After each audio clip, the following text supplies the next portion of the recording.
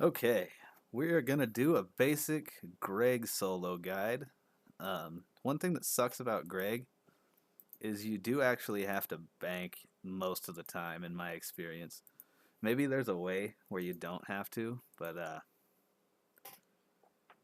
I don't know it. Somebody told me it was melee. I tried that a few minutes ago, and for me it worked awful. I don't know what the issue was, but I am gonna recommend a Yak for this one because he doesn't have any big hits you can resonance. He doesn't have any uh, he doesn't. There's no way to really avoid the majority of his damage. He just hits really high with range, basically the entire time. Um, and he has a little special magic attack. Melee armor, his range hits just go through it like butter. I just tried it and I got demolished. I stayed out of melee distance and still got demolished. So I would not recommend melee there unless you're in a big group and trying to eke out DPS drops.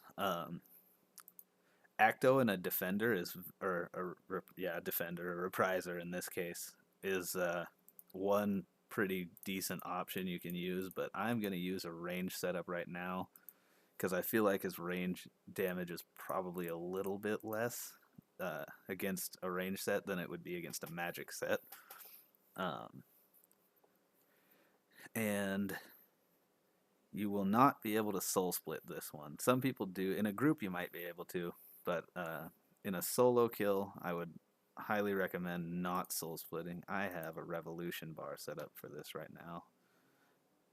Not for this. It's actually for when I just recently was doing the Queen Black Dragon for that pet, which I got. So I don't really need this revolution bar anymore for anything I can think of.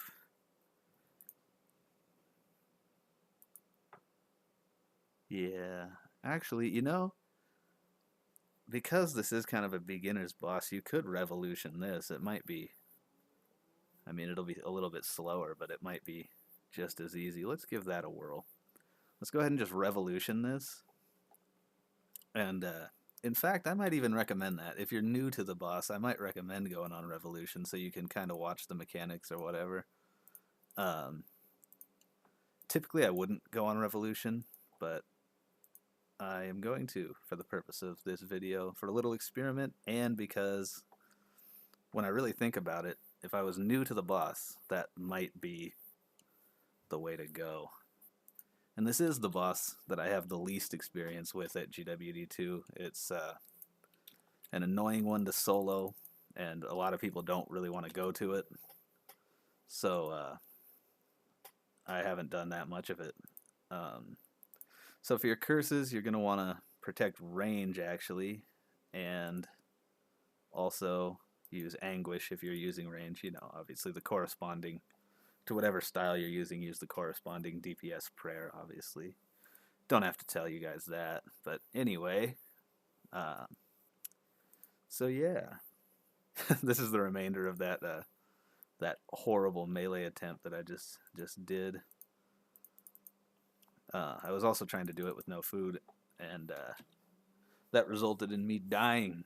So wouldn't recommend that. So basically, yeah, you want to use good basics, use multi-targets. Actually, you know what? I'm going to recommend that you do go on manual uh, because you want to save your ricochet and such for when those guys come out because he'll basically gain in rage when they do. Um, Once you have the adrenaline, use your vigor switch. Use you can swap to magic prayer when the shadows come down and those things fall, but make sure to get back to range quickly. Um, yeah, use your vigor switch. Put back on the surgeons and DPS as much as you can, and always try to get rid of the red minions that come out. I'm not sure exactly what they're called actually. So yeah, for this, flick mage prayer, then back to range. If you want to stay still, you can also just move to avoid that. Um, but I usually don't. Also, you should adren pot in your ult, which I didn't do there. Always should adren pot after ulting if you have an adren pot available. Okay. Oh, that was nice. It hit that spirit. All you have to do is tag this. It's called a Spirit of Mania. All you have to do is tag those, and they will not hit Greg. Do that little flick to protect range. And yeah, it's basically pretty simple, especially on Revolution. It's really simple, but maybe you shouldn't use Revolution in order to make sure that you can preserve Ricochet for those. Or just don't have it right away on your bar and use queuing. That's fine too. I'm going to rearrange this bar and then do a manual one. That's usually my manual bar. Turn off that stuff. Boom. Okay. Stall your adrenaline a little bit if you can. When you're on manual, a good thing to do is before any threshold, make sure you use Needle Strike because it'll increase the damage from that threshold by 5%. Also, I don't know if this is fixed right now, but there was a glitch not long ago where if you did use Snipe after Needle Strike, it would still apply the plus 5% to the next hit, provided that you did it like on tick when the snipe went off. So that's cool. And I also had 8,000 with that snipe, which is a nice side note. Fuck. Oh, sorry about the language, guys. I was trying to hit some emergency food and I ended up equipping a ring and I nearly killed myself there. But yeah, after your ult is over, just go ahead and threshold. You can also move out of the way of that magic attack, but you have to be like spot on. You have to move like immediately. I just tried and failed to demonstrate that. There should be another one coming up soon, so at that point I will demonstrate it.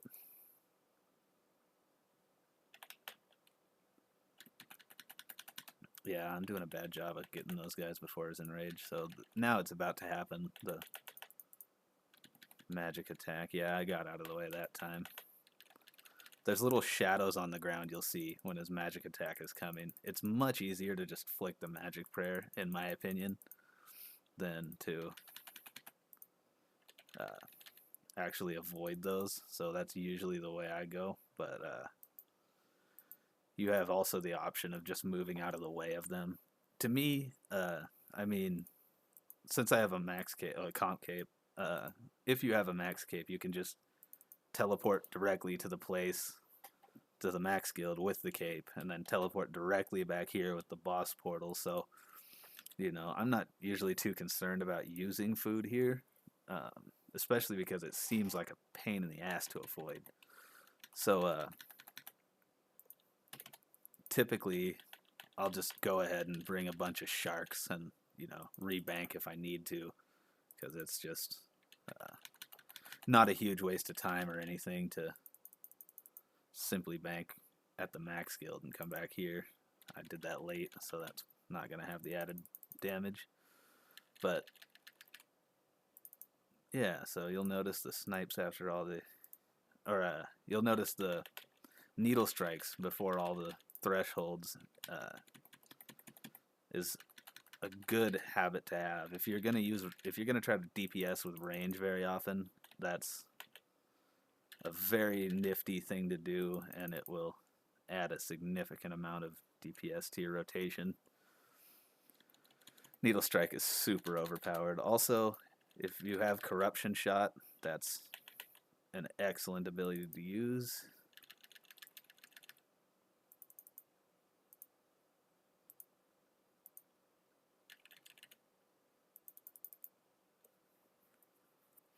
Snipe is good to use situationally.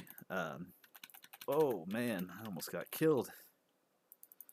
And there are situations where a boss won't be attackable, but you can charge Snipe. For example, Reflects at Virago.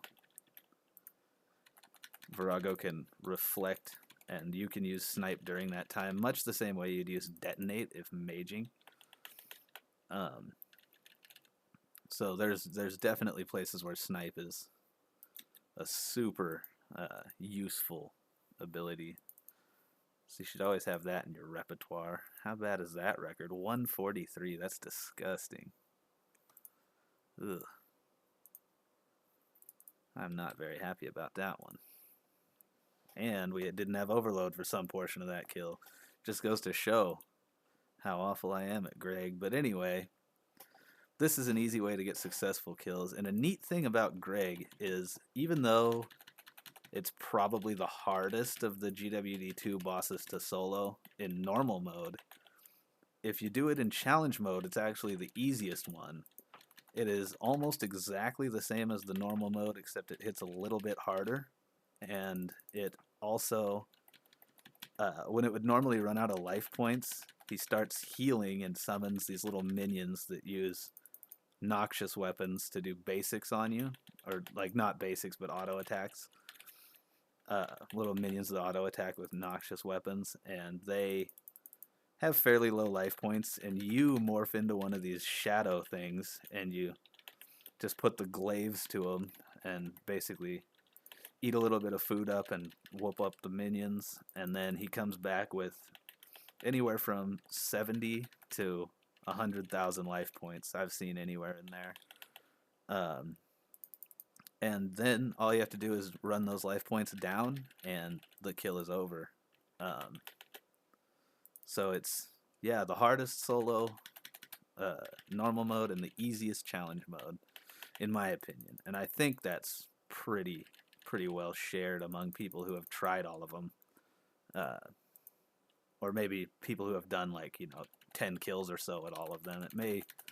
Hellweir may appear harder at first to some before they figure out his mechanics. But certainly is the least campable, least easy to camp of all the GWD2 bosses is Greg. And that said, he does have good loot. So if you're going to do Greg, I would suggest you do him with a group. If you don't have a group and you want to check him out, or if you just want to try solo, then this is a decent method. Just range DPS and prot range. So yeah, hopefully somebody got something out of that. It's not a great guide, but it's the best I could do with the limited knowledge I have of this boss, and hopefully help somebody. So thanks for those of you who watched this, and I will see you around. Good luck with kills.